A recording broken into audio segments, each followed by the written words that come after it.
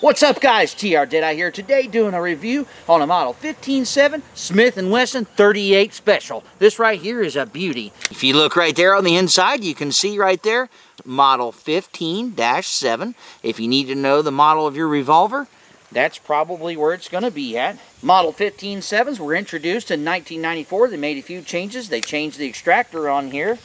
It's originally known as a K38 Combat Masterpiece. These are great firearms. They're very reliable. They were carried by many police throughout the years. And I tell you one thing for sure is you can't beat a good old-fashioned revolver. This happens to be double action and single action. If I pull the trigger, the hammer will begin to move. Now I don't have snap caps in here, so I'm going to stop it.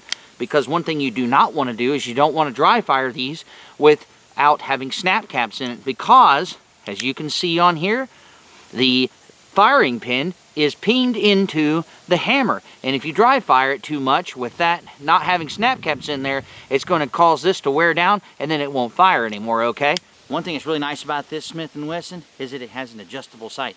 Really nice. It also has these serrations that are on the hammer, so when you go to cock it, you really get a good grip on that hammer. Okay, you'll see guys doing a lot of things on revolvers that are just kind of crazy. You'll see them take them and go and whip them shut. That's a bad thing to do, and let me show you why.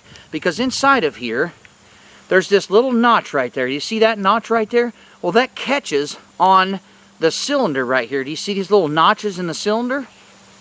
Do you see those notches right here?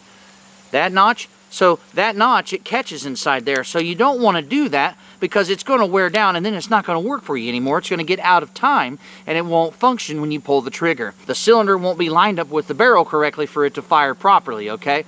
You ever wonder how you can tell which way the cylinder is going to turn? Well, that's a neat little trick that I can show you. On the side of the revolver, you see these little teardrops right here? Whichever direction the teardrop is pointing is the direction in which it is going to turn. Watch. Isn't that cool?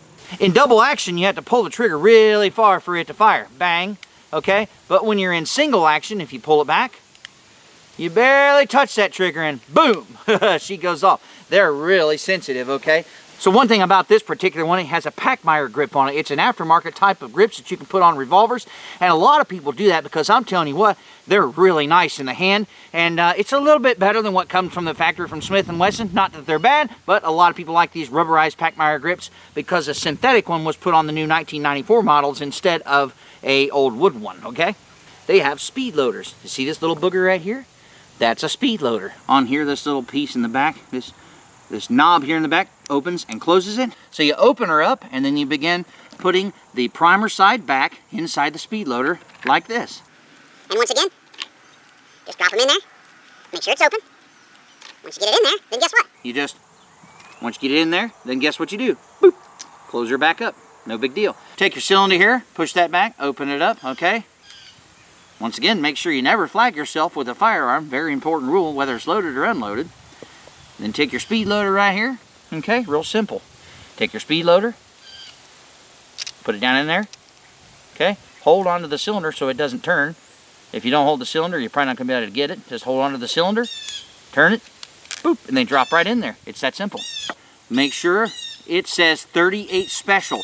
It's not a 357 Magnum. If you have a 357 Magnum, you can shoot both 357 and 38 Special. But this particular one is 38 Special only. Make sure you're paying attention so that you're putting the right rounds into the right gun. Let's get some shots in this thing and see how she functions. I'll do double action first.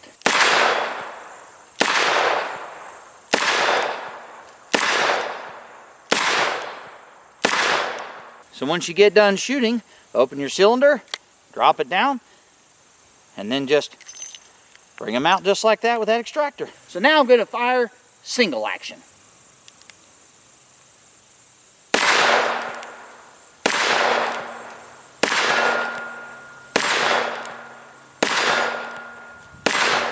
I'm going to shoot the smallest one on the right first, and then I'll move my way to the left onto the big steel.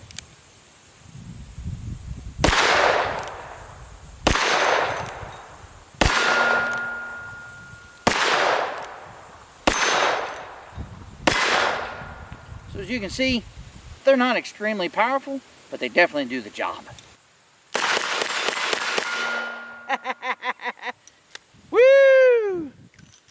We're actually going to be giving a class, if you will, a free training seminar here in Bellbrook, Ohio on October 18th. I think Ken's planning on being there. We're kind of limited to about 50 seats, so they're going to fill up quick.